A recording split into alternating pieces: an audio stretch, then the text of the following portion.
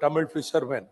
About 800 fishermen were shot dead and thousands of fishermen were brutally attacked and their boats and fishing trawlers were damaged and fishing nets destroyed in the past. Recently, they have started capturing the boats and put them into action. Unfortunately, it has become a real story. There have been several incidents of Sri Lankan Navy personnel even firing at Indian fishermen in the Pak Strait and seizing their boats, damaging their boats and high-handedness by the Sri Lankan forces. Recently, 22 fishermen were arrested by Sri Lankan Navy. The frequent arrest and seizure of boats had shattered the livelihood of many fishermen. I would urge upon the Union government to take urgent steps to secure release of all the fishermen and their boats unconditionally. The government should also put diplomatic pressure on the Sri Lankan government for giving compensation and solacium to the next of kin who were shot dead and boats damaged by the Sri Lankan Navy. They should hold a high-level talk to find a permanent solution to this non-stop harassment to our fishermen by the Sri Lankan Navy. So Tamil Nadu fishermen, are they not the citizens of India? If they are citizens of India, what Navy is doing there? It is sitting like a lame duck in the Bay of Bengal. Thank you. Honorable Sri GVL Narsim Rao, concern over attempts to ridicule Sanatan Dharma. Please. Thank you, sir. Sir, a minister in the state government of Tamil Nadu indulged in hate speech against Sanatan Dharma and Hindu religion. I quote what he said. Sir, Sanatan Dharma is like malaria and dengue, and so it must be eradicated and not opposed.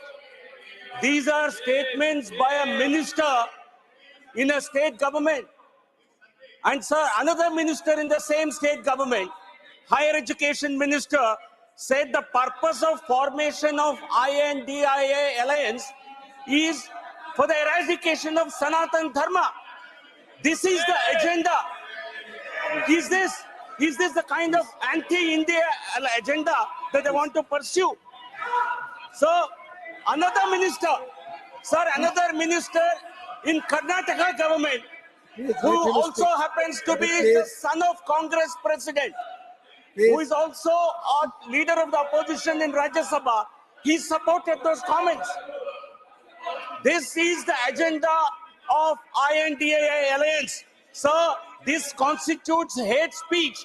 Honorable Supreme Court, in its directions, clearly stated that offences under 295A, under 505, 153A, 153B, they all constitute hate speech. Sir, deliberate and a malified act intended to outrage religious sentiments. This is what it was intended for. There was also an attempt to create public mischief. Therefore, I call upon the state government, Tamil Nadu, to, on its own, register a FIR against the same ministers who spoke against Sanatan Dharma, and also dismiss these ministers from the state government, because what they have publicly stated is a violation of the oath they have taken under the Constitution. The Constitution allows every religion, every member, every sect to practice its faith and to even propagate it. And here you have ministers in the state governments who are campaigning against Sanatan Dharma and calling for its eradication. So therefore, sir, I appeal that cases should be booked against the concerned ministers and they must be dismissed without any further delay. So this is nothing but an act to destroy the fabric of religion in India. This is to destroy social fabric. If this is an agenda for any political party, that will be dangerous to India. Therefore, I appeal, I demand an apology. I demand an apology from the... Not going on record now. Time is over. Your time is up, please. Honorable Binay Biswam. Honorable Binay Biswam. Please. Honorable Binay Biswam. Please. Honorable Binay Biswam. Your subject is please demand to provide decent wages along with the meaningful engagement stems to all government-sponsored distance workers. Make the house Please, in order. please, Make the house in order, sir. please speak. It will be in order. Please Make the house speak. in order, sir. Please. Please speak. Please, there is no discussion. Honorable Tiruchi Shivaji, please take your seat. Please take your seat. All the members who are standing, please take your seat. You please speak. So I begin with the house. Please, Vinay Viswamji, please speak. Yes, sir. Thank you, sir. Please. Thank you, sir. Please, Vinay Viswamji, please speak. Vinay Viswamji, please. He totally give the false So information I'm to going the on house. another name. Please, Vinay Viswamji, then you. Yes, please, sir. Please. Now my time begins. Yes. Sir, I stand before you. Please, nobody. Please speak. Sir, please begin my time now.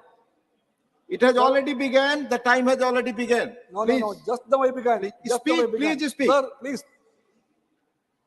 I stand before you to bring to the plight of the scheme workers of the country.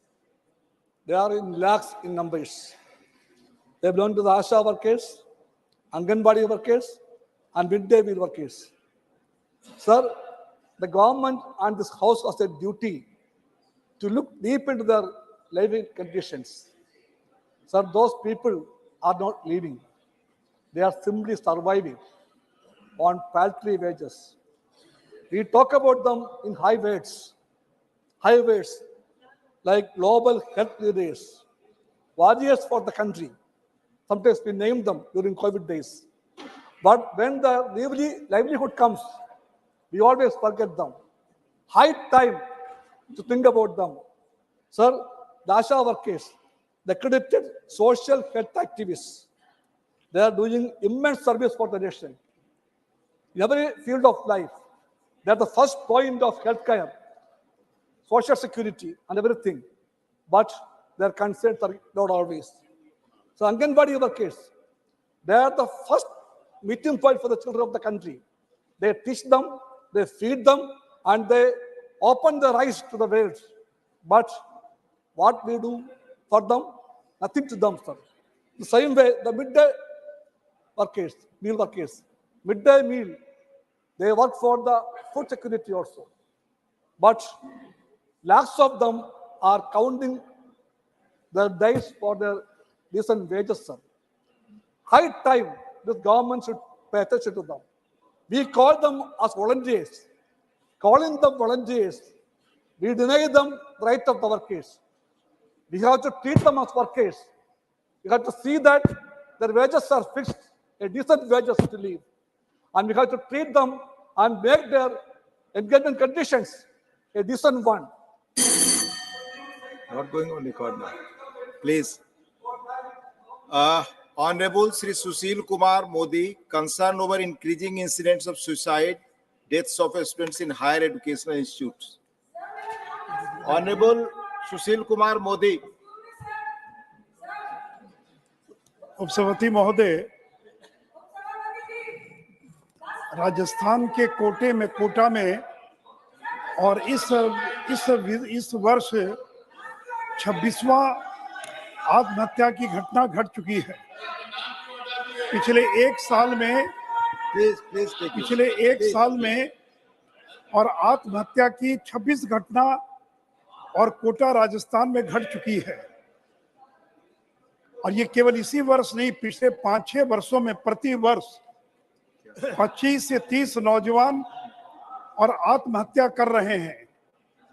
इतना ही नहीं तो IIT, IIM, NIIT और जो देश के सर्वोच्च engineering संस्थान हैं, जो हायर एजुकेशन के इंस्टीट्यूट्स हैं, वहां पर भी प्रति वर्ष बड़ी संख्या में नौजवान आत्महत्या कर रहे हैं।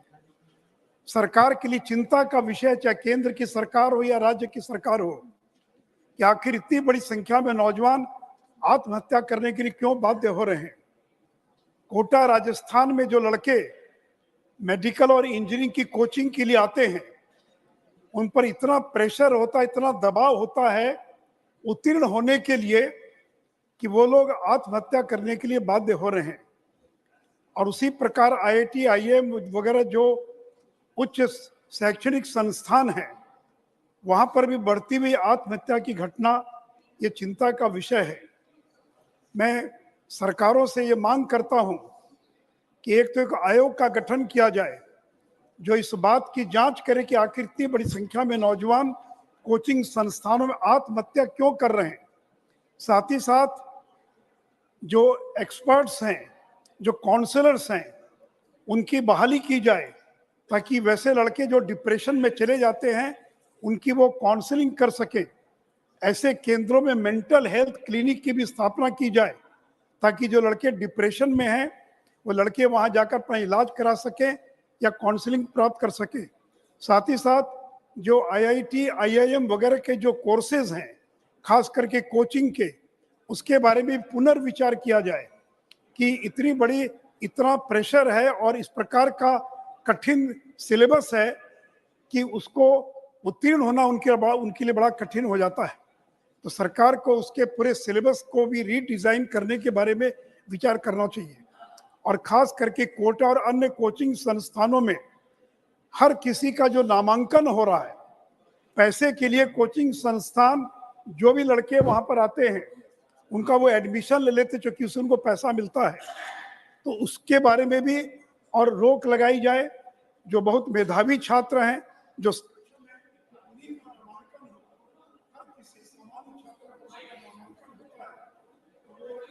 Time is over. Thank you. Dr. Lakshmikant Bajpayee ji, issue of intervention by big houses in MSME sector. क्या विषय है जी? Issue of intervention by big business houses in MSME sector. पता ही नहीं हमें तो, 0 आवर की सूची में भी नहीं है। आपका 0 आवर में यही लिस्टेड है? नहीं लिस्टेड है। Doctor L Hanumanthaiah demand to take preventive steps to address rising problems of malnutrition and anemia across the country. Please, माननीय सदस्यगण, जिनका नाम सूची में है उसी अनुसार मैं बुला रहा हूँ। Please take your seat. Sir, जिनके नाम नहीं है मैं नहीं बुला रहा हूँ, जिनके नाम है वही बुला रहा हूँ। Please, doctor L Hanumanthaiah. Sir, thank you, Chairman, sir. Please. I rise to... Madam, 1 minute. Sir, I rise today to urgently address the pervasive issues of malnutrition and anemia plaguing millions of people across the country, sir. Sir, despite economic progress,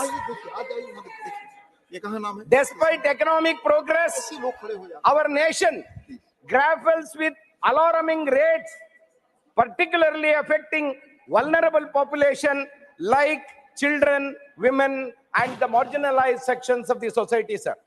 Sir, in the latest NFHS report, data 1921, the prevalence of anemia has shown a significant increase, with children aged 6 months to 5 years experiencing a jump from 59% to 67%, sir.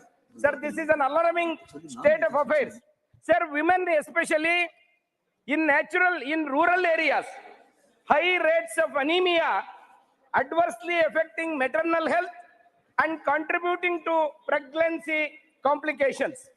Sir, an increase in the anemia prevalence from 53% to 57% in all women aged between 15 years to 49 years seen, and 50.4% to 52.2% in pregnant women rooted in poverty, lack of education, inadequate health care, and unequal resource distribution or malnutrition problems.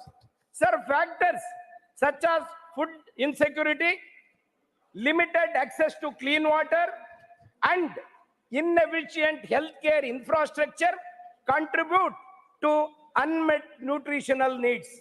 Sir, my request to the government, addressing these issues is not only a social responsibility, but a prerequisite for a thriving and resilient nation. Sir, the consequences extend beyond individual suffering, impacting the workforce, educational outcomes, and overall economic productivity of the nation. Sir, therefore, I urge the Ministry of Health and Family Welfare to take immediate steps to address the rising problems of malnutrition and anemia, especially among women and children across the country. Sir, let me unite in our commitment to building a healthier, strong India. Time is over, Hanumanthaya ji. Time is over. Thank you, Hanumanthaya ji. Honorable members, in 0 hour, matters are raised with permission of Honorable Chairman. Merely presence in ballot does not mean admittance. Further matters already raised are not included again. Please. Dr. Lakshmikant Bajpayee. Dr. Lakshmikant Bajpayee. माननीय Nothing is उपसभापति going on जी, record, please. मेरा विषय बहुत महत्वपूर्ण है और समाज के उन सामान्य वर्ग के लोगों के प्रति है जो गांव में और छोटे छोटे शहरों और कस्बों में सुनार का दर्जी का काम करते हैं। धीरे धीरे एमएसएमई सेक्टर में भी बड़े घरानों का प्रवेश योजनाबद्ध तरीके से हो रहा है। ये ठीक है कि हम किसी को व्यवसाय करने से नहीं रोक सकते, लेकिन किसी बड़े घराने अगर तनिष्क के नाम से टाटा करेगा जेवर का व्यापार, तो गरीब सुनार या शराब जो शहरों में और कस्बों में बैठे हैं वो क्या काम करेंगे। इसी प्रकार कपड़े को सिलने का काम जो है वो भी टाटा बड़े घराने ले जा रहे हैं। मेरा इस प्रश्न के माध्यम से सरकार से ये निवेदन है कि ये ठीक है कि किसी को रोजगार करने से हम नहीं रोक सकते, लेकिन कहीं ना कहीं एमएसएमई सेक्टर का बचाव हो सके और एमएसएमई सेक्टर के अंतर्गत आने वाले छोटे कारीगर, छोटे व्यापारी बचे रह सकें, इसकी व्यवस्था सरकार को करनी चाहिए, ऐसा मेरा आग्रह है। धन्यवाद। माननीय श्री बाबूभाई देसाई, माननीय बाबूभाई देसाई, प्लीज।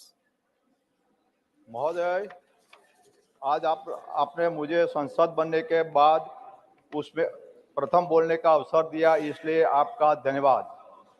आज मैं हमारे समय की एक तत्काल और निर्णायक चुनौती जलवायु परिवर्तन का समाधान करने के लिए उसके सामने खड़ा हूँ। हमारा यह मानवीय गतिविधियों के कारण अभूतपूर्व परिवर्तनों से गुजर रहा है, जिसके परिणाम स्वरूप तापमान में वृद्धि, मौसम के पैटर्न में बदलाव और असंख्य परिस्थितियों व्यवस्थापन उत्पन्न हुए हैं।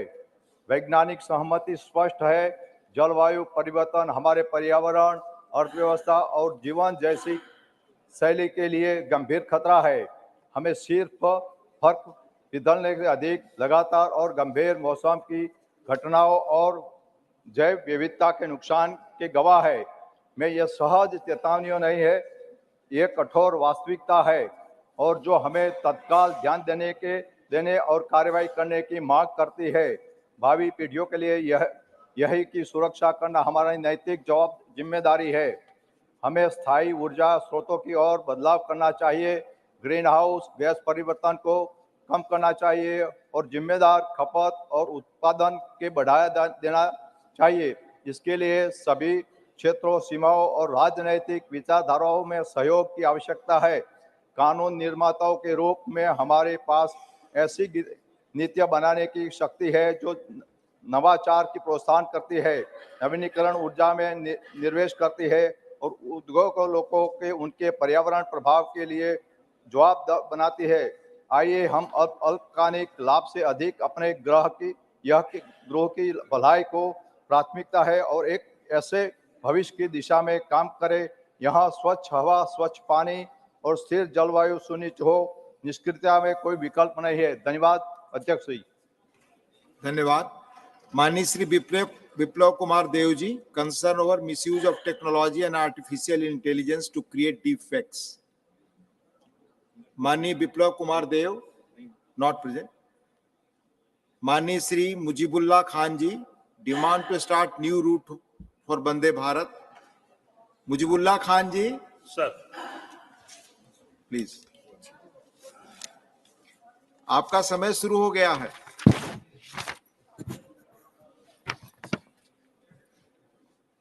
Thank you, sir.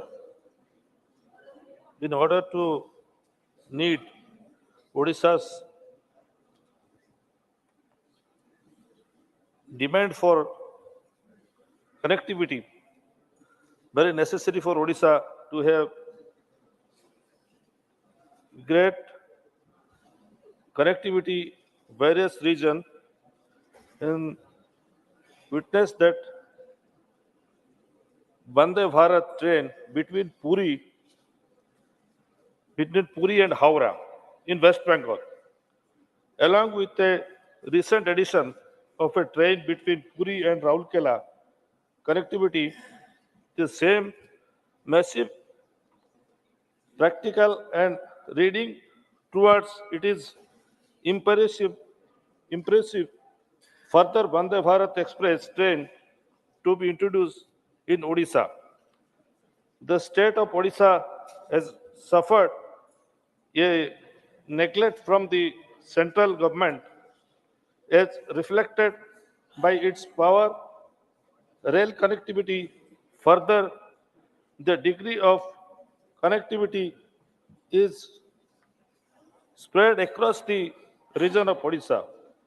For instance, there are very few express trains connecting between Odisha and Bhubaneswar. Between Odisha and Bhubaneswar, both the express train mentioned above by the track towards the another part of Odisha. The proposal for a new connectivity in running between Bhubaneswar and Hyderabad by some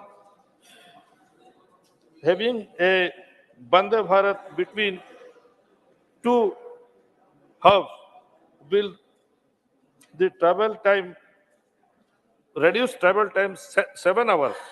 A major complaint death of trains running between the two locations. This new introduction will lead to further connectivities of passengers, will give a much needed push a connectivity. Thank you. Thank you, धन्यवाद श्री मुजीबुल्लाह खान जी। माननीय Shrimati Sangeeta Yadav, concern over problems faced by mentally challenge people. माननीय संगीता यादव जी, माननीय Sangeeta Yadav ji, please. नहीं, zero hour नहीं लगा। Concern over problems faced by mentally challenge people. माननीय सदस्य, आप जो आप देते हैं यहाँ बोलने के लिए, उन विषय पे ध्यान रखें और बोलें प्लीज। सॉरी सर, आज मैंने देखा नहीं, कल लगा था मेरा। धन्यवाद।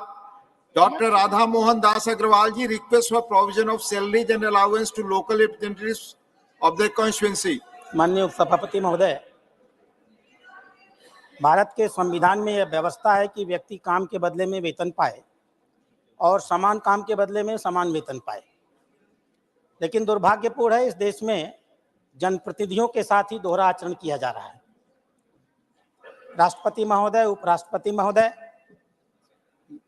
केंद्र के मंत्रीगण, राज्य के मंत्रीगण, माननीय सांसदगण, माननीय विधायकगण, इन सब ने संवैधानिक तरीके से और कानून बना करके अपने अपने वेतन की, अपने अपने भत्ते की और अपने अपने पेंशन की व्यवस्था की हुई है। ये व्यवस्था संविधान प्रबद्ध माध्यमों से हम लोगों ने की है, लेकिन दुखद है इस देश में लाखों की संख्या में ऐसे जमीनी जनप्रतिनिधि हैं, ग्राम प्रधान से लेकर के और मेयर तक, जो जमीनी धरातल पर बहुत महत्वपूर्ण काम करते हैं। विकास की जो भी योजनाएं हम यहाँ बनाते हैं, जमीनी धरातल पर उनको लागू करने का काम वही करते हैं। वो प्रत्यक्ष जनता के संबंध में रहते हैं, लगातार जन समस्याओं को लेकर के उन्हें 24 घंटे काम करना होता है। हमने इन बड़े जनप्रतिनिधियों के लिए संविधान के तौर तरीके से वेतन की, भत्ते की और पेंशन की व्यवस्था कर दी। भारत अकेला ऐसा देश होगा शायद जिसने संवैधानिक रूप से 73वें और 74वें संशोधन के माध्यम से ग्रामीण और शहरी क्षेत्रों में लोकतंत्र का विकेंद्रीकरण किया और स्थानीय निकायों को चलाने के लिए जनप्रतिनिधियों की संवैधानिक रूप से व्यवस्था की। उनके अधिकार दिए, उनके दायित्व दिए, लेकिन जो कुछ उनको नहीं दिया वह था उनका वेतन नहीं दिया, उनका भत्ता नहीं दिया और उनका पेंशन नहीं दिया। मैं जानना चाहता हूं इस सदन से, इस सौतेले और इस दोहरे आचरण का आधार क्या है? क्या वह जो छोटे जनप्रतिनिधि होते हैं, क्या उनके परिवार नहीं होते, उनके माँ बाप नहीं होते, उन्हें अपने माँ बाप की चिंता नहीं करनी होती, अपने बच्चों की चिंता नहीं करनी होती? आखिर किन कारणों से आज तक हमने संवैधानिक रूप से उनके लिए यह व्यवस्था नहीं की? स्थानीय आधार पर सरकारें, मुख्यमंत्री दया की तरह उनको वेतन, उनको भत्ता देते हैं, ब्यूरोक्रेसी उनको नियंत्रित करती है। यह दोहरा आचरण इस देश में समाप्त होना चाहिए। अगर हम संविधान संशोधन लेकर के जनप्रतिनिधियों को लाए थे तो हमें उस कानून में यह व्यवस्था करनी चाहिए थी कि हम उन्हें आर्थिक रूप से समस्त बनाते। हमने नहीं किया, हमने लोकतंत्र का मजाक उड़ाया है, हमने उन्हें अधिकारियों के आधार पर छोड़ दिया है। और इसलिए मैं सरकार से मांग करता हूं, अध्यक्ष महोदय, आपके माध्यम से सरकार से मेरी अपेक्षा है, सरकार संविधान संशोधन करे 73वें और 74वें संशोधन में, और अपने सारे स्थानीय जनप्रतिनिधियों के लिए वेतन की, भत्ते की और Not going on. Thank you. माननीय Shri Vikramjit Singh Sahney ji, demand to implement uniform national level parameter for release of prisoners.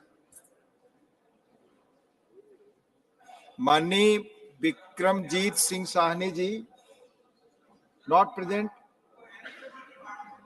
माननीय सदस्य, 0 आवर आप देते हैं तो उसके महत्व को समझना भी चाहिए, उस वक्त मौजूद भी रहना चाहिए। अगर हाउस में है तब आपका ध्यान उस पर नहीं है तो ये आपके लिए सेल्फ इंट्रोस्पेक्शन का विषय। बैठे आप, कोई ऐसा प्रोविजन नहीं, आप जानते हैं रूल्स को राघव जी, फिर भी आप पूछो प्लीज।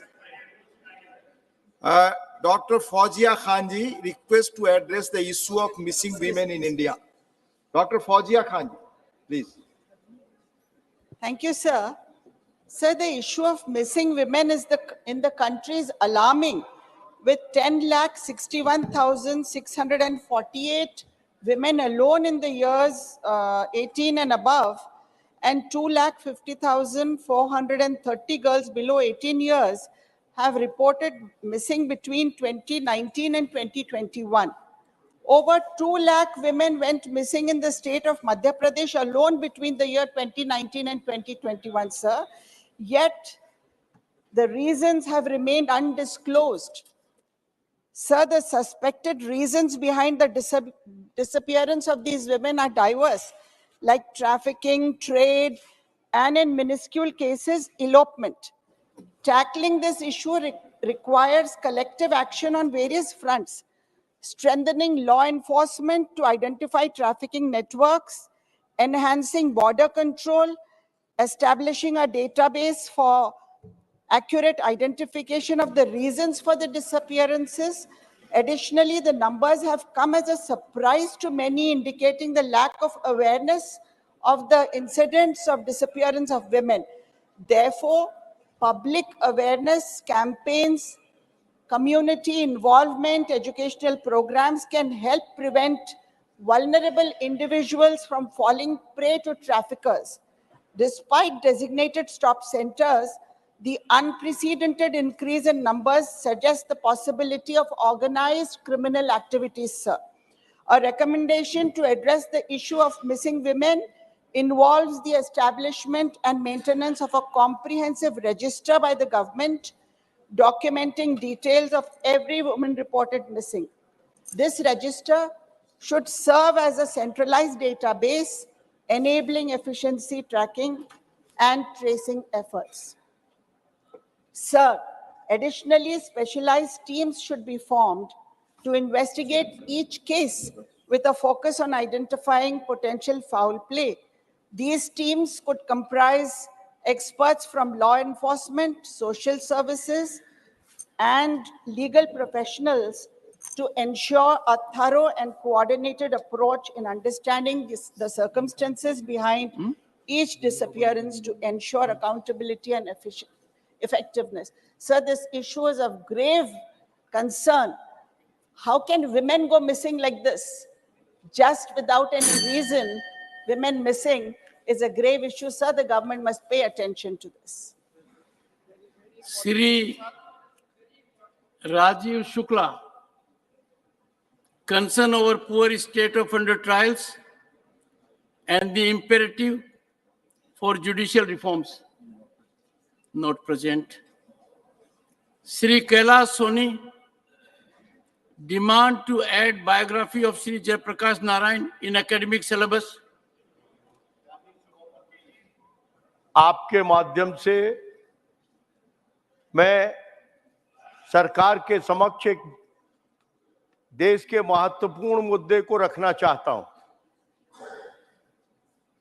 इस देश के मूर्धन्य स्वतंत्रता संग्राम सेनानी, क्रांतिकारी, देश की आजादी में अपना महत्वपूर्ण योगदान देने वाले सर्वोदयी नेता, दुनिया की सभी देशों की समाज व्यवस्था, वहां की राजनीतिक विचारों को नजदीक से देखने वाले, पाश्चात्य जगत के लोगों को, विशेषकर श्रमिक वर्ग के लोगों के लिए संघर्ष करने वाले, देश की सभी विचारधाराओं के ज्ञाता, उन्हें नजदीक से जीने वाले, उन विचारों को जीने वाले, लोकतंत्र के शोधकर्ता, प्रयोगशाला रहे, हिंदुस्तान की दूसरी आजादी, आपातकाल के विरुद्ध संघर्ष करने वाले। Question hour. Question number 16, Sri Sanjay Raut. Honorable Minister, supplementary one, Sri Sanjay Raut.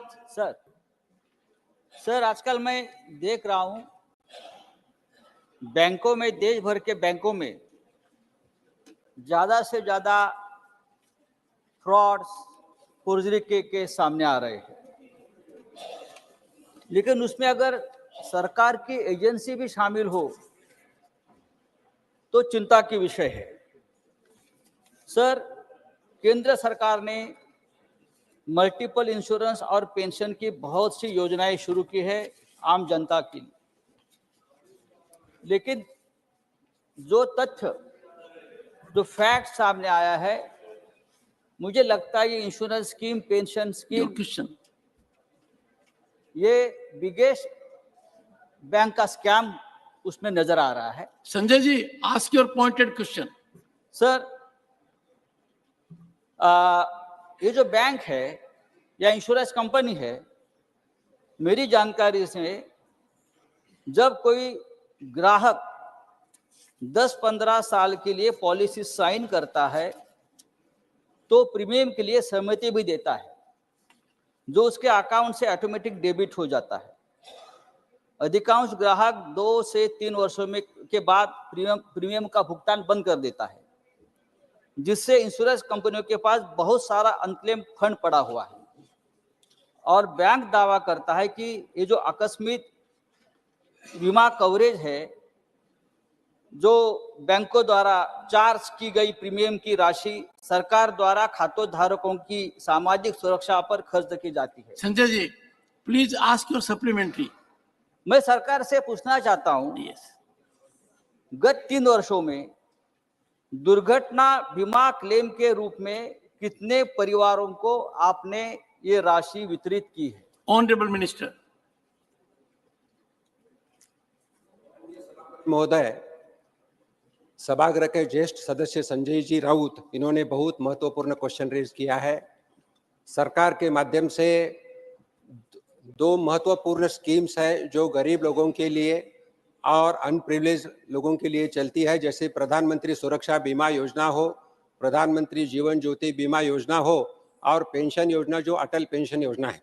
इनके माध्यम से मैं बताना चाहता हूं कि जो लास्ट 3 साल का अगर हम रिकॉर्ड देखें तो 3 साल में जो कलेक्शन हो चुका है या इन्वॉल्वमेंट हो चुके हैं अभी तक के क्यूमुलेटिव अगर इफेक्ट देखें तो 18 करोड़ 50 लाख 71 हजार इतना लोगों का इन्वॉल्वमेंट हो चुका है, जिन्होंने विथ मैंडेट इंश्योरेंस का रहा है, और प्रधानमंत्री सुरक्षा बीमा योजना के माध्यम से 41 करोड़ 59 लाख लोगों को फायदा क्यूमुलेटिव हो चुका है।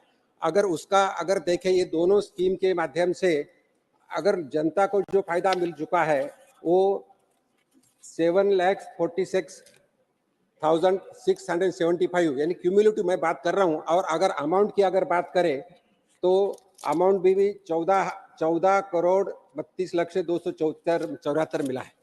तो ऐसी ये दो स्कीम्स जो प्रिविलेज या अंडर प्रिविलेज लोगों के लिए है, उनके लिए ऐसा कोई ये नहीं है कि जो बैंकिंग के पास ज़्यादा ये है। पहले 3 साल में तो ये स्कीम लॉस में चल रही थी और बाद में रिव्यू करके इसी को अभी जो प्रीमियम 12 रुपीज था वो 20 रुपए किया है और जो जीवन ज्योति बीमा में 330 रुपए था अभी 436 रुपए किया है। Second supplementary Shri Sanjay Raut. प्रश्न अलग था, आपने जवाब अलग दिया है। मैंने ये पूछा था कि विदाउट कंसेंट आप बैंक अकाउंट से प्रीमियम आप जमा कर रहे हो, ये मेरा सवाल था, लेकिन मैं आगे पूछता हूं। हाँ दीजिए।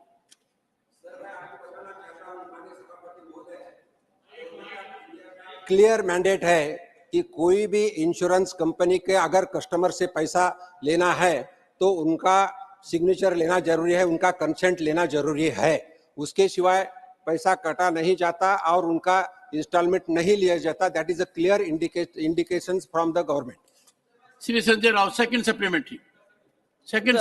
एक्सीडेंट इंश्योरेंस योजना है और सरकार उसमें मुआवजा देती है, लेकिन एक्सीडेंट में व्यक्ति के हाथ, पांव, आंख या ऑर्गन डैमेज होने पर आप मुआवजा देते हैं या उनकी मौत होनी चाहिए, मृत्यु के बाद ही देते हैं, क्लियर नहीं। एक्सीडेंट बीमा योजना के बारे में पूछा। Honourable minister. माननीय सभापति महोदय, ये एक्सीडेंट योजना में क्लियर है जिसमें अगर डेथ हो गया, इट इज एक्सीडेंटल डेथ, और एक्सीडेंट का डेफिनेशन भी दिया है गवर्नमेंट के माध्यम से, except suicide all deaths are considered as accident death except suicide and except illness. Means accident होना चाहिए, there should be hit from the outside, that is accident. तो अगर सुसाइड किया तो एक्सीडेंट नहीं माना जाता। Even I am saying murder भी किया तो दैट इज कॉल्ड एक्सीडेंट और उसको इंश्योरेंस क्लेम किया जाता है। अगर इसी में 2 लाख का इंश्योरेंस मिल जाता है, अगर उनको इरिकवरेबल 2 आईज चले गए, that is a permanent damage to the eyes, then 1 lakh का इंश्योरेंस मिल सकता है। अगर दोनों हाथ चले गए तो उनको 1 लाख मिल सकता है इंश्योरेंस, और दोनों पांव चले गए तो उनको 1 लाख इंश्योरेंस मिल सकता है। लेकिन कभी कभी क्या होता है, एक आंख चली गई और एक हाथ चला गया, still he will get insurance of 1 lakh rupees. कभी कभी एक हाथ और एक पांव चला गया, कटा गया, तो भी उनको इंश्योरेंस 1 लाख का मिलता है। लेकिन इसमें 2 organs is essential in this rule. Third supplementary Shri Dhananjay Mahadik. Thank you, Chairman, sir. I would like to know from the Minister through you, sir, what is the nature of the scheme of Pradhan Mantri Suraksha Bima Yojana? Thank you, sir. Honorable Minister. Sir, प्रधानमंत्री सुरक्षा बीमा योजना, जैसा मैं पहले ही बताया कि ये पुअर लोगों के लिए, अनऑर्गेनाइज्ड पॉपुलेशन के लिए और जो अंडर प्रिविलेज है लोगों के लिए है।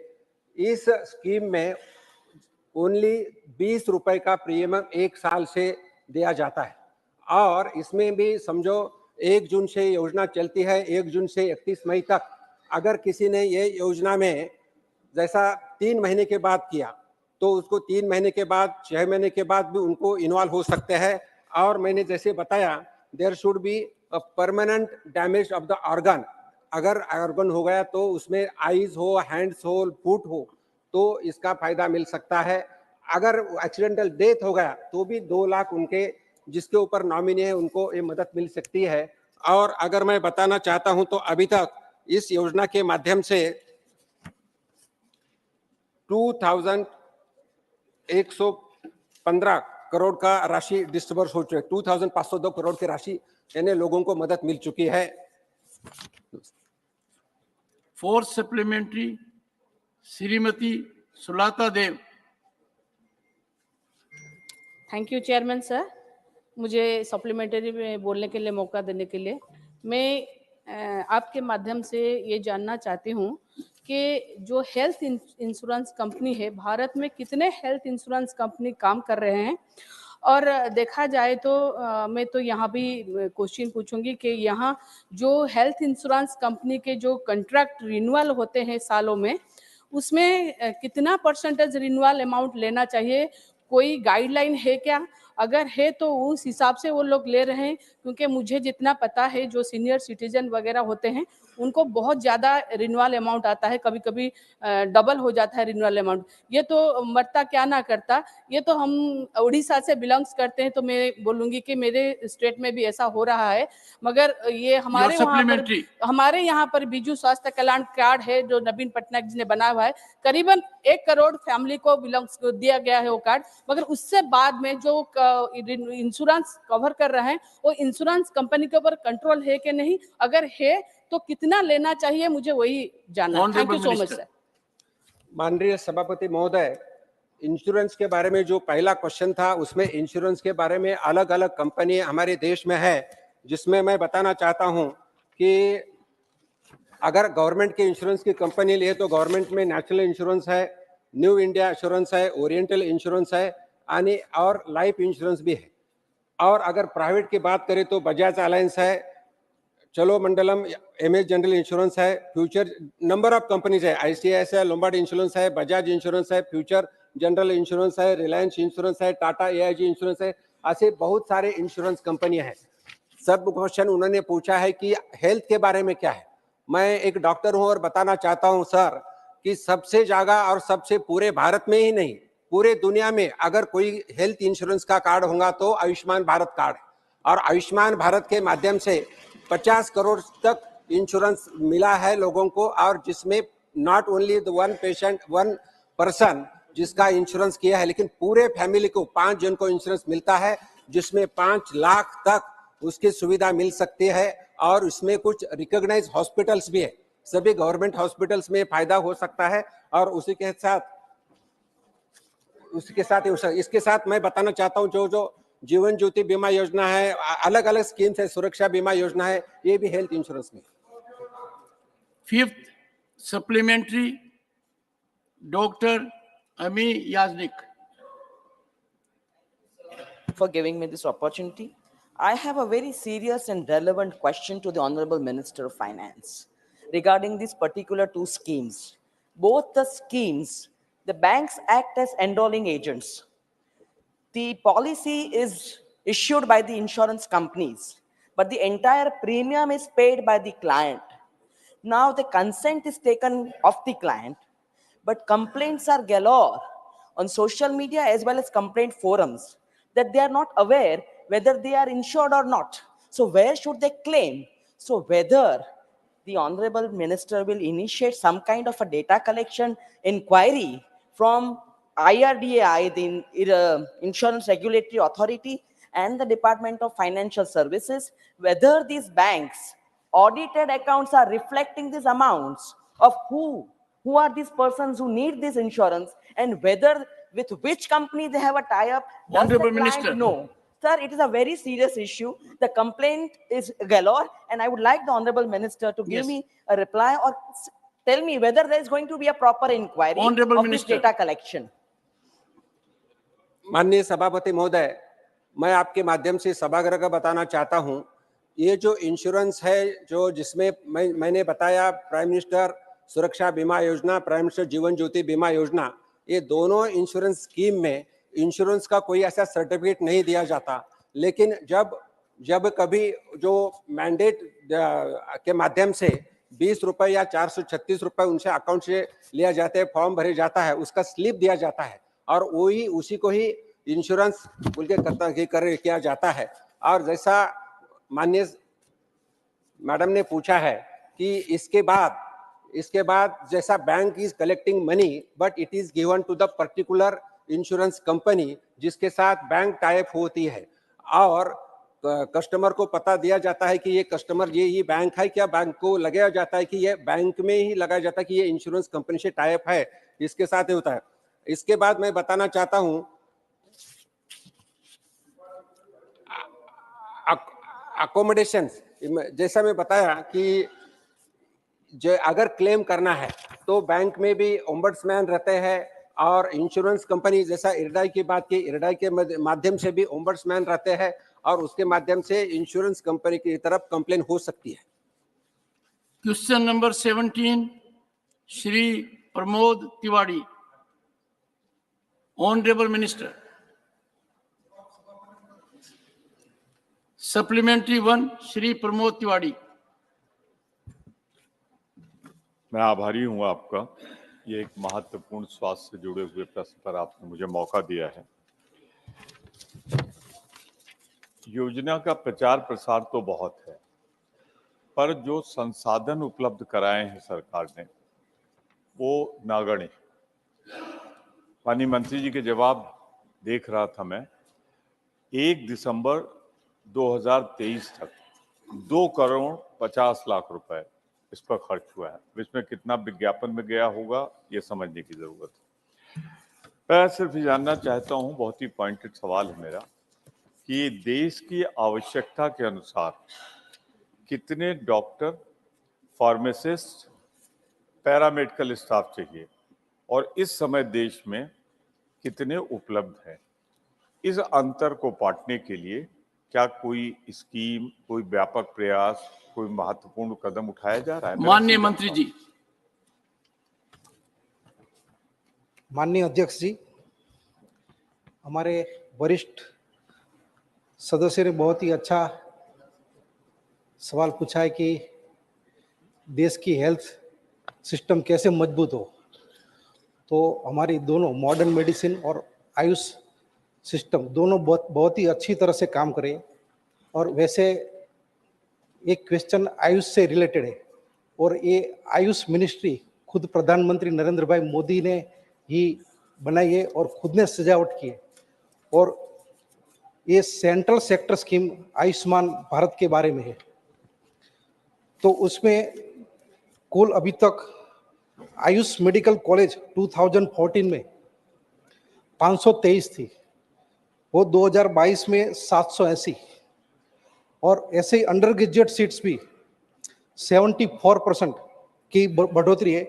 तो 23,974 सीट की बढ़ोतरी है। ऐसे पीजी सीट से वो भी 2,102 की बढ़ोतरी 41% रही थी। और ये आयुष्मान भारत सेंटर में हर सेंटर में एक डॉक्टर होता है, पैरामेडिकल स्टाफ होता है। और ऐसे ही खुद प्रधानमंत्री ने तो ये आयुष्मान भारत का जो हॉस्पिटल था, उस हेल्थ एंड वेलनेस सेंटर, उसको आयुष्मान आरोग्य मंदिर का नाम दिया है।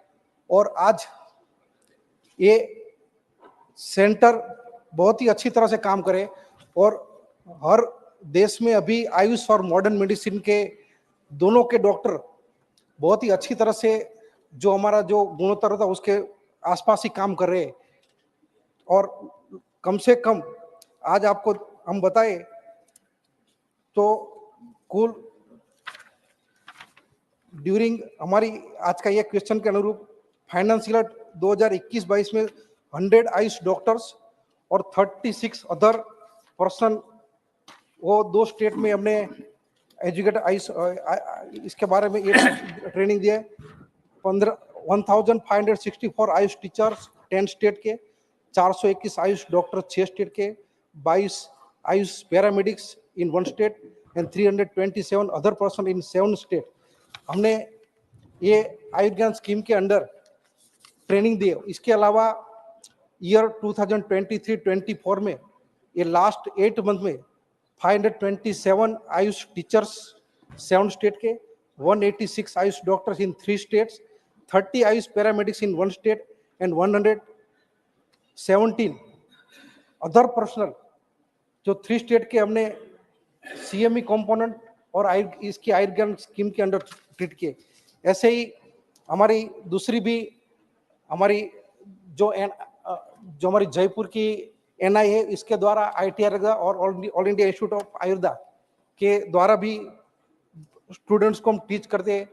तो ऐसे सब डॉक्टर्स और फार्मासिस्ट जो हमारे हैं उसको आज बहुत ही अच्छी तरह से काम करें। Thank you sir. Second supplementary Shri Pramod Tiwari.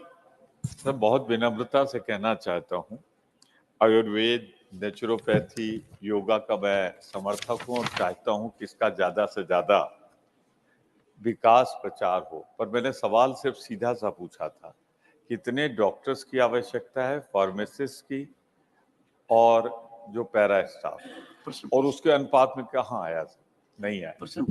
दोबारा मैं चाहूंगा अगर जवाब दे तो अच्छा है, पर एक सवाल मेरा और सुझाव भी है, सवाल के रूप में मैं पूछ रहा हूँ। सुझाव पहले दीजिए और सवाल बाद में पूछिए। ठीक है सर, आपके हिसाब से प्रधानमंत्री जन आरोग्य योजना, उसमें दावा है कि सबको कवर किया जाएगा। अगर माननीय मंत्री जी कोई जानकारी है तो ये बता दें कि प्रधानमंत्री जन आरोग्य योजना में आयुर्वेद, नेचुरोपैथी, योग शामिल नहीं है, तो क्या इसको शामिल कराने का कोई इरादा है? अगर है तो मैं स्वागत करूंगा। माननीय मंत्री जी।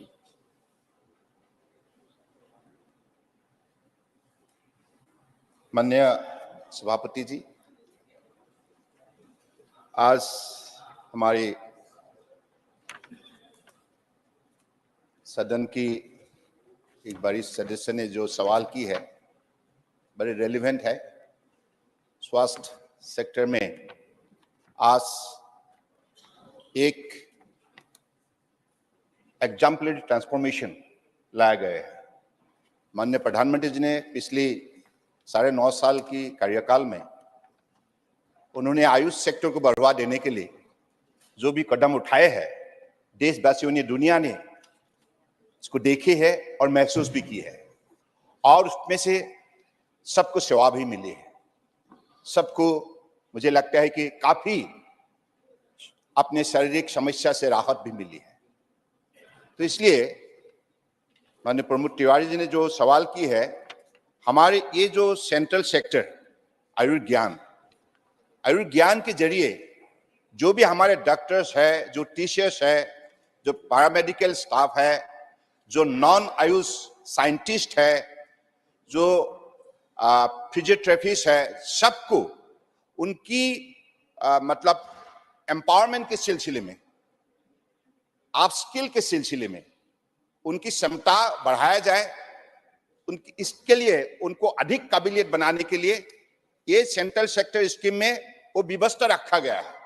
तो आपका सवाल है कि आज ये जो आपने कहा कि मतलब प्राइम मिनिस्टर जन आरोग्य योजना जो है, तो माननीय प्रधानमंत्री जी ने तो हमें ये निर्देश दी है कि दोनों सिस्टम को एक साथ आप आगे बढ़ाइए। दोनों system, integrated system of medicine आगे बढ़ाने के लिए उन्होंने जो निर्देश दी थी, उसी निर्देश को हम निष्ठापूर्वक पालन करने के लिए ministry of health and family welfare, ministry of Ayush पिछली 2 साल एक साथ हम लोग काम किया है। और आज एम्स से लेकर up to the health and wellness centre तक, सब सेंटर तक, और district hospital, community health centre, primary health centre, हर सेंटर में दोनों सिस्टम उपलब्ध हो, इसके लिए जो भी निर्देश दी है उसको हम लोगों ने उसको सही लागू करने के लिए हम लोग प्रतिबद्ध है और हम लोग कर रहा है। तो इसलिए आपका जो सवाल है, माननीय प्रधानमंत्री जी ने ये बात कही है कि दोनों मिनिस्ट्री का लक्ष्य एक ही है, prevention of disease, preservation of health. अगर एक ही लक्ष्य है, एक साथ क्यों नहीं काम करे? तो इसलिए एक होलिस्टिक वर्किंग रिलेशनशिप डेवलप करने के सिलसिले में जो भी आज सारे प्लानिंग की गई है, जिसको लागू की गई है, मुझे लगता है कि देशवासियों के लिए हो या दुनिया के लिए हो, ये बहुत बड़े एक उदाहरण है और ये निश्चित रूप से होलिस्टिक हेल्थ केयर सिस्टम में बहुत बड़ा काम में आए। Third supplementary, doctor Anil Jain. Doctor Anil Jain ji sir. Third supplementary. माननीय प्रधानमंत्री जी के इनिशिएटिव पर देश में ही नहीं दुनिया में आयुष का फैलाव हुआ है और आयुष के प्रति दुनिया के लोगों की श्रद्धा बढ़ी है और दुनिया के लोग आयुष के माध्यम से अपना ट्रीटमेंट कराना चाहते हैं। और मैं इस बात के लिए सरकार को बधाई देता हूं। कोरोना के समय पे भी मैं मॉडर्न मेडिसिन से आता हूं, मैंने मॉडर्न मेडिसिन के पूरे देश भर के डॉक्टर्स की भी बातचीत की। उसके साथ साथ आयुष के लोगों ने कोरोना के समय पर जो योगदान दिया है माननीय प्रधानमंत्री जी के इनिशिएटिव पर, वो सारी दुनिया ने इसको अप्रिशिएट किया है। मैं माननीय मंत्री जी से सवाल पूछना चाहता हूं कि जिस प्रकार से दुनिया में आयुष के प्रति जो लगाव हुआ है और इस प्रकार आयुष के माध्यम से दुनिया के लोग भारत में ट्रीटमेंट कराना चाहते हैं, ऐसे आयुष वीजा के लिए हमारे कितने लोगों को वर्तमान में ये वीजा दिया जा रहा है? आगे आने वाले समय में आयुष वीजा कितने लोगों को और दिया जाएगा? सरकार की इसके बारे में क्या नीति है? और आने वाले 5 साल में आयुष को प्रमोट करने के लिए और दुनिया में आयुष के फैलाव के लिए और वीजा बढ़ाया जा सकता है और फैसिलिटीज बढ़ाई जा सकती हैं, इसके बारे में माननीय मंत्री जी हमको अवगत कराने की कृपा करें। ऑनरेबल मिनिस्टर जी, हमारे आदरणीय अनिल जैन जी ने जो भी सवाल की है, सवाल का जवाब यही है कि अब health hill in India, medical travel tourism और दुनिया की ये हब बने चिकित्सा के सिलसिले में। तो इसलिए दुनिया के अलग अलग प्रांतों से जो भी हमारे आयुर्वेदा चिकित्सा के लिए, आयुष की चिकित्सा के लिए जो भी आना चाहते हैं, उनकी सुविधा के लिए एक अलग सा कैटेगरी वीजा नोटिफाइड की गई है। तो इसलिए मुझे लगता है कि अगले दिनों में आज जो व्यवस्था खड़ा हुई है, आप देखिए All India Institute of Ayurveda Sarita Vihar में जो है, सिर्फ 6 साल के अंदर फुटफॉल 17.5 लाख हो चुका है, 17.5 लाख। और WHO का डायरेक्टर जनरल ने भी एक बड़े डेलीगेशन लेकर उन्होंने भी विजिट किया है और बड़े प्रशंसा की है। साथ साथ में कुछ दिन पहले 12 अफ्रीकन कंट्री की उनके हेड ऑफ द नेशन के डायरेक्शन को वो मानते हुए 12 एम्बेसडर ने भी खुद आया और हमारा व्यवस्था को देखा। तो इसलिए साफ यही है कि हिंदुस्तान में जो भी अभी हॉस्पिटल नेटवर्क बने हैं और साथ साथ में हमारे डॉक्टर्स हो, हमारे टीचर्स हो, हमारा साइंटिस्ट हो, हमारा पैरामेडिकल स्टाफ हो, सभी स्टाफ को जिस हिसाब से शक्ति दी गई है और जो माननीय प्रधानमंत्री जी का विजन है, दुनिया को साथ लेकर दुनिया को स्वास्थ्य सेक्टर में एक बड़े सेवा देने का जो हमारे प्रधानमंत्री जी का आग्रह है, इसलिए उन्होंने ये बात, देखिए आप लोग सुन तो लीजिए, इसलिए मैं कह रहा हूं, आप इंटरनेशनल डे ऑफ योगा को देखिए। इंटरनेशनल डे ऑफ योगा में इस बार माननीय प्रधानमंत्री जी ने यूएनओ के हेडक्वार्टर की जो भी प्रीमिसेस में जो कॉमन योगा प्रोटोकॉल डेमोन्स्ट्रेट की है, जिसका नेतृत्व उन्होंने दी है, और 135 देशों का डेलीगेट ने उस कार्यक्रम में भाग लेकर दुनिया को यह साबित किया है कि माननीय प्रधानमंत्री जी ने स्वास्थ्य सेक्टर में जो भी उन्होंने उपाय दी है, इस उपाय सही है और ये वैज्ञानिक है। तो मुझे लगता है कि निश्चित रूप से हमारे अनिल जैन साहब ने जो भी सवाल की है, इस सवाल का जवाब यही है, हमारा लक्ष्य स्पष्ट है। माननीय प्रधानमंत्री जी ने एक बात G20 में रखी है, 1 Earth, 1 family, 1 future.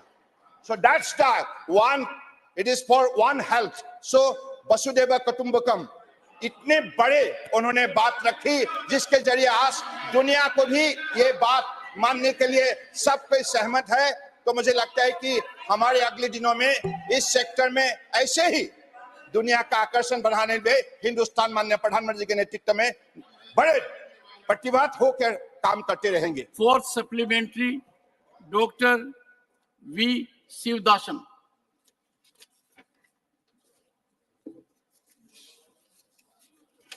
Respected Chair, Kerala is known as a land of Ayurveda. I think everybody knows that. From different parts of the world, the people are visited there for the treatment. So, Chairman also participated in the programs there.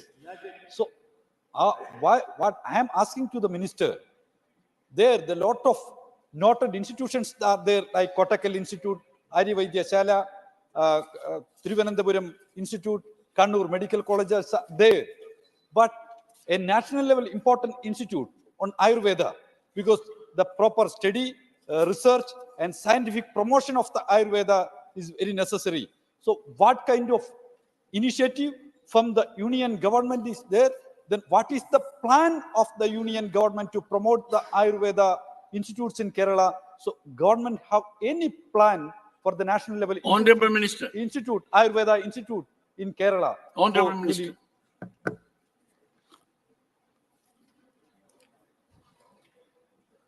माननीय सभापति महोदय, जो सदस्य ने सवाल की है इसके जवाब में इतना ही कहूंगा कि हम हमारे परम आदरणीय प्रधानमंत्री जी के नेतृत्व में देश के हर प्रांत को हमारे आयुष सिस्टम से जोड़ने के लिए हमने जो भी कदम उठाए हैं इसमें केरला भी है।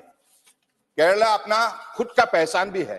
ट्रेडिशनल सिस्टम मेडिसिन में केरला ने बहुत बड़ा योगदान दी है और इसलिए अगले दिनों में निश्चित रूप से हमारे स्टेट गवर्नमेंट की जो भी स्टेट एनुअल एक्शन प्लान के मुताबिक अगर प्रपोजल वो दे तो निश्चित रूप से इस विषय पर हम विचार करेंगे।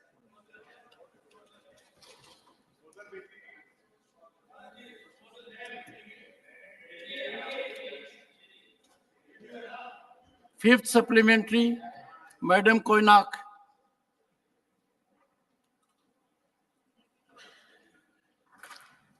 I'd like to ask the Honorable Minister, under capacity building and continuing medical education component of Ayurgyan scheme, does the ministry have plans to train Ayush doctors and other personnels in the rest of the states not yet covered in the country, and especially northeastern states of Arunachal, Nagaland, Manipur, Mizoram, and Tripura?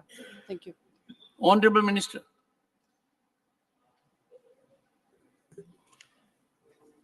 मैं madam को धन्यवाद देता हूं माननीय सभापति जी, क्योंकि north east से है और मैं भी नॉर्थ ईस्ट से हूं और सबको मालूम है कि माननीय प्रधानमंत्री जी हमेशा नॉर्थ ईस्ट को विकास के रास्ते पर तेज से चलने के लिए उन्होंने बहुत बड़ा योगदान दी है, बहुत बड़ा मेहनत की है। I was also there in North East for 3 years. Thank you, sir. So that is a priority sector for our Honorable Prime Minister Narendra Modi ji, who has given everything for the speedy growth of North East. That's why I, being a North-sterner, I am especially grateful to Honorable Prime Minister Narendra Modi ji. And in this regard, so far 33 integrated Ayush hospitals were approved, and 9 are functional, and 33 integrated Ayush hospitals are already under different stages of implementation, and more than 850 numbers of health and wellness centers are being improved.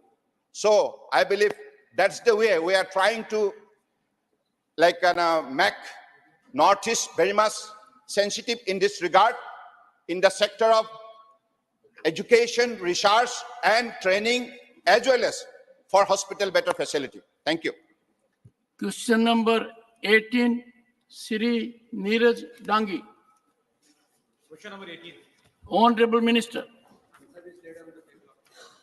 Supplementary 1, Shri Neeraj Dangi. माननीय सभापति महोदय का धन्यवाद है। Sir mic sir मेरे प्राथमिक प्रश्न का जो 4th भाग है उसका आंसर प्रॉपर नहीं है। मैं समझता हूं कि पूरा प्रॉपर आंसर आना चाहिए था। मेरा पहला सप्लीमेंट्री क्वेश्चन है, क्या वित्त मंत्री जी उन विशिष्ट उपायों या प्रयासों के बारे में विस्तार से बता सकते हैं जिनकी योजना सरकार बना रही है, या इसके अतिरिक्त डिफॉल्टरों की बढ़ती संख्या से उत्पन्न चुनौतियों से निपटने के लिए लागू की गई है? Honorable Minister.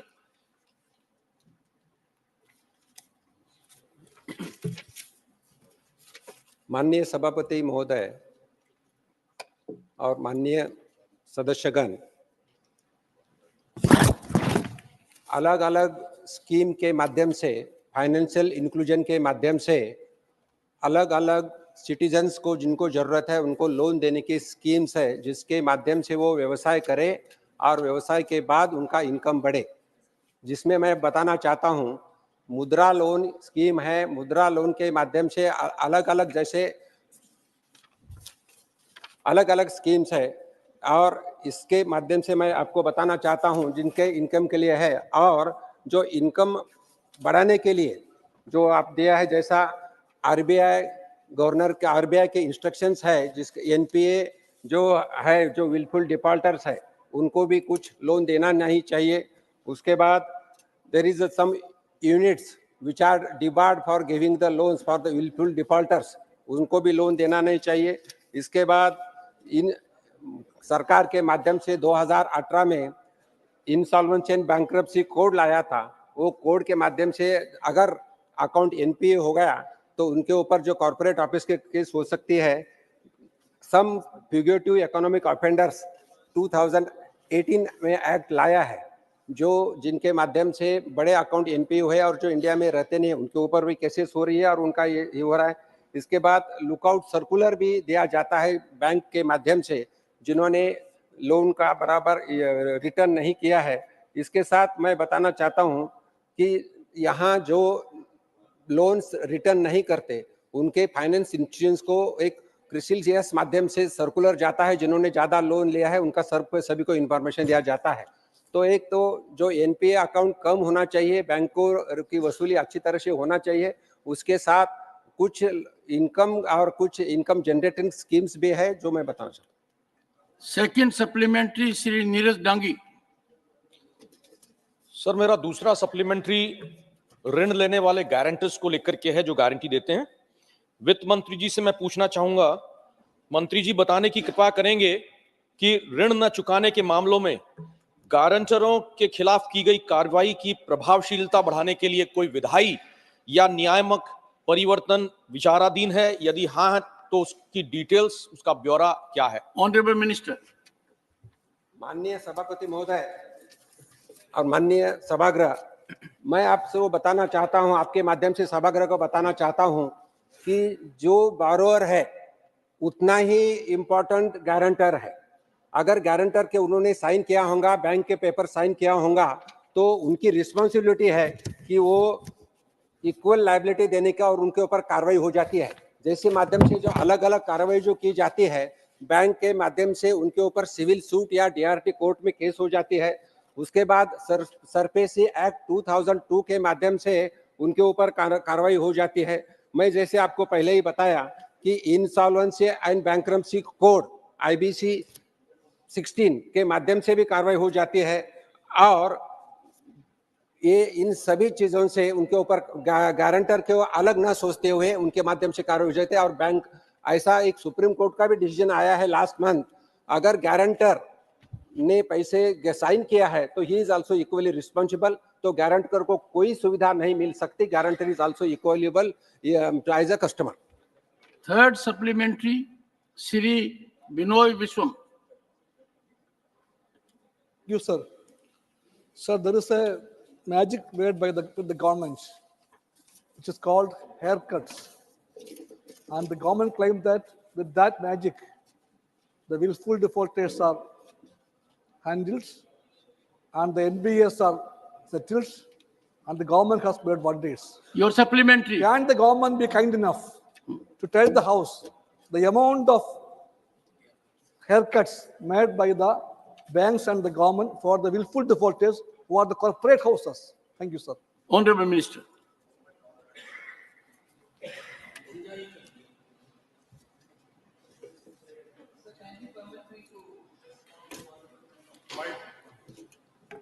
It's not the government which suggests saying take this haircut or take that level of haircut. There is an established mechanism through which the Committee of Creditors decides on the basis of the proposals which are before them to see what is the best solution which can be offered. So first, I would like to dispel the impression that the honorable members having and also probably putting before this House that the government decides on how much has to be the haircut. Not at all. There is an institutional bylaw mechanism which decides on how the creditors are going to be paid back. So I would like, first of all, that thought to be removed. And if that thought is removed, there is no further answer required, according to me. Fourth supplementary, Shri Jawahar Sarkar. Sir, this question has been replied to in terms of receding amounts of bank loans, bank write-offs. Fair enough. The point that I want to ask is that are we making international comparisons? Because the IMF data released every 6 months shows that the average loan write-off, average bad loan, what we call GNPA to total loan, GNPA to gross NPA to total loan is around 1% to 1.5%. India went up to 11%, a humongous 11%. Forget the history. Your supplementary. My supplementary is government making comparisons with international norms to understand how good or how bad we are? Honorable Minister. सभापति महोदय, मैं आपके माध्यम से माननीय सदस्य को बताना चाहता हूं, उन्होंने 3 से 4 क्वेश्चंस हमें राइटिंग में भी पूछा था और मैं बताना चाहता हूं, return of loan, write off loan, या it doesn't mean we are giving the waiving of the loan. There is a lot of difference. अगर बैंक ने राइट ऑफ लोन किया तो उसी का बैंक प्रोविजन करती है और जो कार्रवाई होना चाहिए, जैसे मैं पहले बताया, वो कार्रवाई पूरी तरह से जो अकाउंट जिनका एनपीए है, जिनके ऊपर कार्रवाई हो जाती है, जिसमें डीआरटी कोड से हो, इंसॉल्वेंसी आईबीसी कोड हो, या सभी कार्रवाई हो जाती है. अभी जो क्वेश्चन पूछा है कि जिसमें जो एनपीए के बारे में भी उन्होंने सवाल पूछा था 11.4, अगर मैं बताना चाहता हूं तो 11.4 जो हुआ था एनपीए, दैट वाज इन 2018. 2014 में माननीय प्रधानमंत्री जी के नेतृत्व में सरकार आ गई और ये सरकार आने के बाद 4 साल बैंकों को प्रोविजन करना पड़ा. इसीलिए, और उसके बाद ऐसा कोई भी फोन बैंकिंग नहीं था, कुछ इंटरफेरेंस नहीं था बैंक में, इसीलिए 4 साल एनपीए बढ़ता गया. लेकिन अगर हम देखें तो एनपीए इतना कम हो गया है कि अराउंड 2% के आसपास है. एक मैं फिगर देना चाहता हूं, जिसमें अकाउंट अगर हम देखें एनपीए तो 2.06 करोड़ से 5.72 लाख, इतना एनपीए कम हो गया है. तो मैं इतना ही बताना चाहता हूं कि राइट अप और वेव अप में फर्क है. नंबर 2, जो कुछ एनपीए हुआ था वो पहले इसमें हुआ था, और एनपीए का परसेंटेज भी मेरे पास मैं बताना चाहता हूं. 2022-23 में शेड्यूल कमर्शियल बैंक का एनपीए 3.87% है, पब्लिक सेक्टर बैंक का 4.97% है और प्राइवेट सेक्टर बैंक का 2.29% है. ये ग्रॉस एनपीए है. अगर हम आफ्टर राइट ऑफ करने के बाद अगर ये नेट एनपीए अगर देखें तो 0.95, 1.24 और 0.055 इतना नेट एनपीए है. तो जो 2018 में जो माननीय सदस्य ने फिगर दिए, 2018 की फिगर है. 2018 से 2022 तक कंटिन्यूअसली एनपीए कम होते जा रहा है. और मैं बताना चाहता हूं सभी सभागृह को कि अभी बैंक का, पर्टिकुलरली पब्लिक सेक्टर बैंक का, अगर सितंबर टू सितंबर लास्ट ईयर का, अगर हम लास्ट ईयर का, तो 1,04,000 करोड़ का बैंक प्रॉफिट में. और this year means September to September I am saying the profit is around 1,32,000 crore. All banks are in profit. NPA is going down, and under the माननीय मोदी साहब के नेतृत्व में हमारी इकोनॉमी बढ़ रही है और बैंक अच्छी कर रहे हैं. 5th supplementary, Shri Jairam Ramesh. Sir.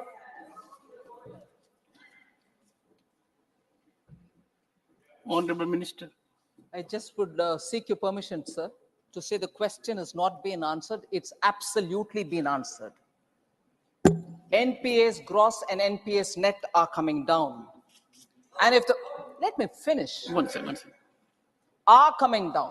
And the numbers are before me. I'd like to read for those who think, no, we are hiding facts. No, I will read by year. The net NPAs coming down.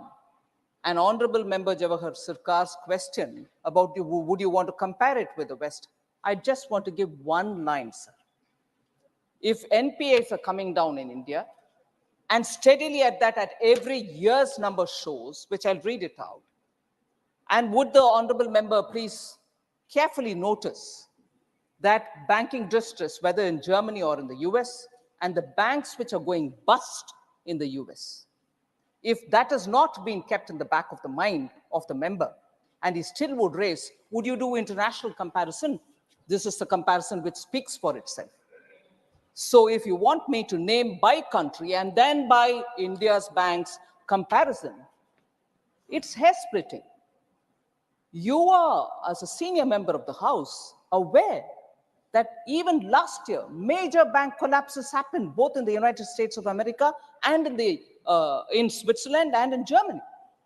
And here we are showing you figure year after year about NPA coming down. Doesn't that indicate the health of the banks in both these countries?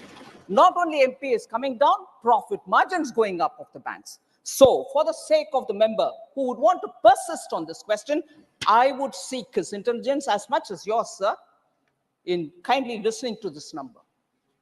Public sector banks, scheduled commercial banks, I would read both, first the scheduled commercial banks and the public sector banks subsequently. Net profit, net NPA ratio reduction. The high point was 2017-18, when scheduled commercial banks had a 5.94% of NPAs, and public sector banks had 7.97. Next year, it comes down to 3.65.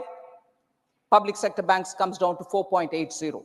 And subsequently, 2.81, 3.76, 2.39, 3.11, 1.67 to 2.19, and 22-23, sir, it's come down, the scheduled commercial banks' net NPA ratio as a percentage has come down to 0.95. And it has come down to 1.24 in public sector banks. Honorable Minister. Oh, sorry, sir. Oh, sorry, sir. They're drawing me to the temptation. Honorable Member Yagnik is a very senior member, a lawyer. She knows the technical terms, terminologies. From Eastern Write Fort. off and waive off. Come on. I hope the member of this house are not going to be tired of us repeatedly saying, what is a technical write-off? What is a waive off? To go on asking this question. I'm not going to be tired to reply. But waive off and write off. Is this wanting a second reply? We've repeatedly said. I would urge Johar Sarkar, a very experienced senior member, to word his question directly, pinpointed.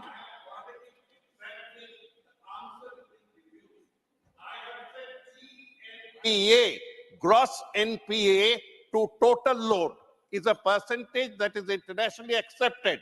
Year by year comparisons are given out, and it is 1 to 1.2% on an international average. India has not come anywhere across it in the last 8 years.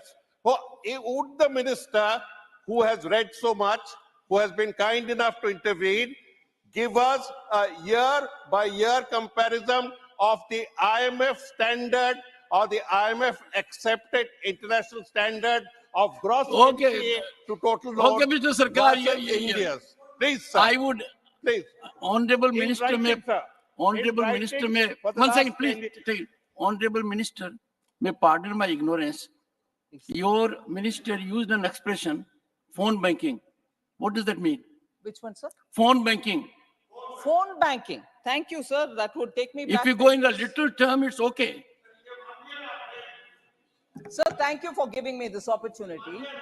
Phone banking was that time when in Indian banking, people would call the banks and say, so-and-so would come to seek a loan from your bank, please grant it. Meaning, don't have to look at his eligibility or his credit ratio.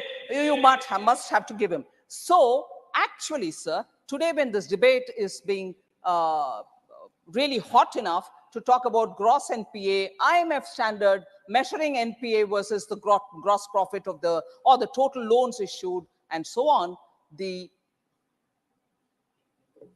heart of the problem was when during the 10 years of the UPA's ruling, between 2004 and 14, phones were used to ask for delivery of loan to customers who were not worthy of being given a loan. The burden fell on us to sort the Indian banks out with reforms, identifying, first of all, the 4 R's that we talk about. Prime Minister Modi sat with all of us and sat with the entire, my predecessor spent a lot of time, Sri Jaitley spent a lot of time understanding where the problem was and working together with the Reserve Bank of India. So the phone banking was the method through which the political interference spoiled all our banks and drove them to loss-making situation. Today, if enthusiasm is shown on asking questions about NPAs, it is, first of all, look at the problem which contributed to NPAs and made Indian banks actually having a twin balance sheet problem. And the twin balance sheet problem made the Indian economy come down to being a fragile economy. That fragile economy today is the fastest growing and a rate of 7.6 in the last quarter. So please, kindly do recognize these things before questions on NPAs are Shri asked. Jairam Ramesh, the last supplementary. Sir, thank you for giving me the opportunity Ask finally pointedly. for asking a supplementary. Sir, yesterday, the Honorable Finance Minister answered a question in the Lok Sabha and said that there are 2,623 willful defaulters who owe the banks 1.96 lakh crores. Now, I would like to ask the Honorable Finance Minister, what extra and special steps are being taken to deal with willful defaulters? Because a willful defaulter, by definition, is a deliberate defaulter. He is full of will to default in the first place. So I would like to ask the Honorable Finance Minister, without getting into the history, 2,623 individuals own the bank's 1.96 lakh crores. Would she consider naming and shaming them so that Honorable there is Minister. pressure on these Honorable defaulters? Minister. Sir, action is being taken on willful defaulters. My answer in the Lok Sabha is actually indicative of banks taking steps towards getting the money back from these people. Action, again, I'll just highlight the cases because that will specifically answer a question raised by the honorable member. As of 31/3/2023, the legal suites for recovery were filed against 13,978 accounts. Action under SARFAESI have been initiated in 11,483 cases. FIRs have been filed in 5,674 cases. Aggregate amount of 33,801 crores have been recovered till 31/3/2023. The amount recovered is 33,000. Sir, therefore, the actions, and also there was a time, I think I've answered a parliament question about cases taken up by the ED. Now, why do I bring that here specifically? The money is recovered and the money is returned to the banks themselves, subject to correction, because I'm just saying it out of my memory. More than about 13,000 crores have been given to the banks from these defaulters on whom PMLA cases have resulted in action through the Enforcement Directorate. So monies are being recovered through CBI cases, monies are being recovered through SARFAESI. So specific action through the various legal provisions are being taken, and as a result, monies are going back to the banks. Now, as on 1st December 2023, just a couple of days ago, assets amounting to 15,186.64 crores have been confiscated by the ED. I want this specifically on the record. 15,186.64 crores have been confiscated by the ED, out of which amounting to 15,183.77 crores have been restituted to the public sector banks. That amount where I said subject to correction 13,000, I stand corrected. The amount is more than 13,000. It is 15,183.77 crores, which have been restituted to the bank. So the bank, the phone banking, NPA, what goes to the bank? This is the kind of constant action being taken by the CBI, ED, and the income tax and others, that money, both from the willful defaulters and from others who owe the Consolidated Fund of India, the money which has to go back through the banks or otherwise directly, are being put back. So this 15,183.77 crores is under the PMLA. Furthermore, sir, PMC Bank has recovered. I'm sure many from Maharashtra will be interested in knowing about this.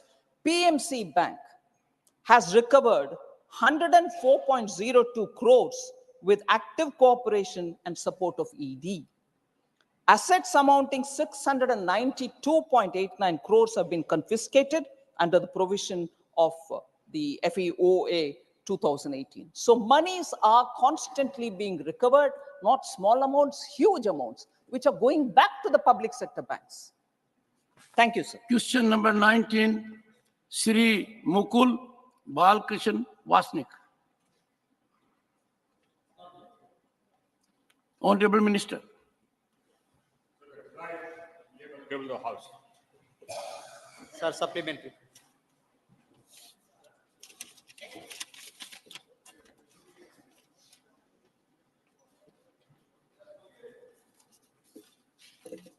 Shri Amar Patnaik.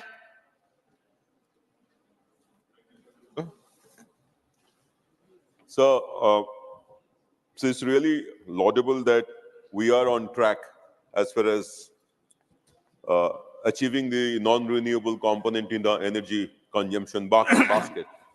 So, but I have a worry, sir. There is a report which says that Orissa has a potential of 1.5 lakh megawatt of solar energy, much greater than the assessment made by government.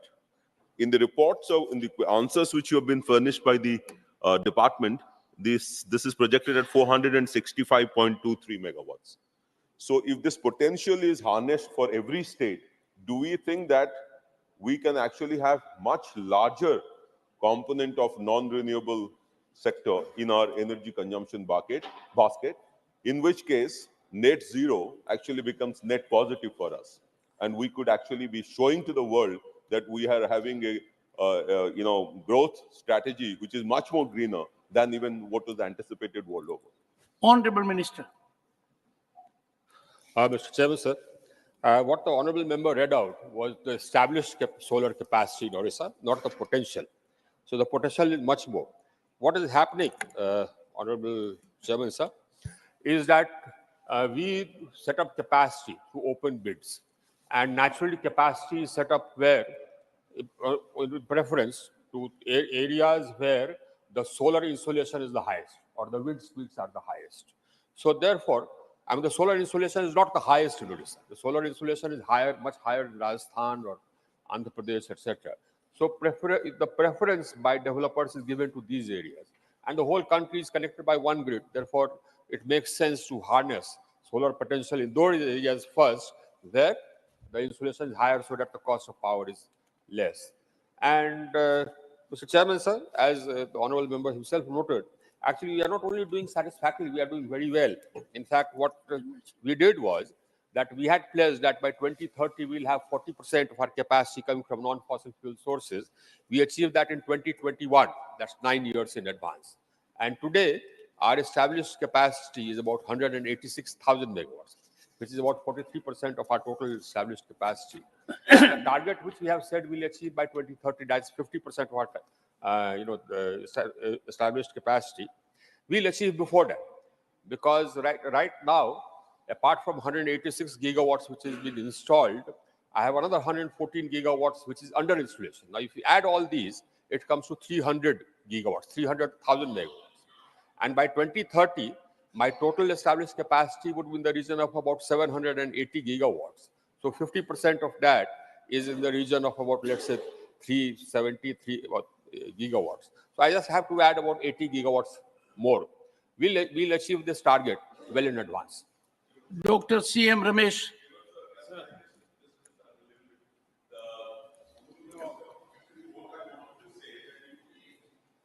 potential at a low level, then we will be only achieving that target. But if we actually, whatever figures have been mentioned here, wind energy, solar energy, hydropower energy, if our potential is even higher, then we should actually target to actually achieve that, in which case we will have much better potential to achieve a higher growth rate, and even our fossil component can become even more. Well, the honorable member can meet the honorable minister in his chamber. Dr. C.M. Ramesh. As per the minister said rightly now, to achieve the goals, every year we had to do 30 gigawatts, solar I'm telling about the solar. But doing the 30 gigawatts solar, now our manufacturing solar panels in India is not matching, not even 10 gigawatts. Some of the, whatever we are manufacturing, now in the USA there is a lot of demand. Now majority of the manufacturers, they are sending to the USA, and we are not importing because of BCD 30-40% tax. Now how to achieve this, minister has to explain. Honorable Minister. One, of course, is my friend Mr. Patnaik. Our ambition is not limited to achieving 50% of our capacity. In fact, our ambition is much higher. As the Prime Minister announced, by 2030, we'll have 500,000 megawatts of established capacity coming from non-fossil fuel sources. So actually, our ambition is much higher. Now, I already have 300,000 megawatts established. I have to establish about 200 gigawatts to get to 500 gigawatts. So we've laid down a trajectory of bidding out 50,000 megawatts every year. So that will actually take us to another about, we have 6 years left to 2030. Thank you, If I Honorable add 50 gigawatts every year, that will take me to 600 gigawatts. So I'll be ahead of that target as well. Now, the problem is about the problem which my friend Ramesh mentioned. The House was will about meet. availability of solar cells and modules. The honorable member may interact with the honorable minister. Right. The House will meet again at 2 p.m. today.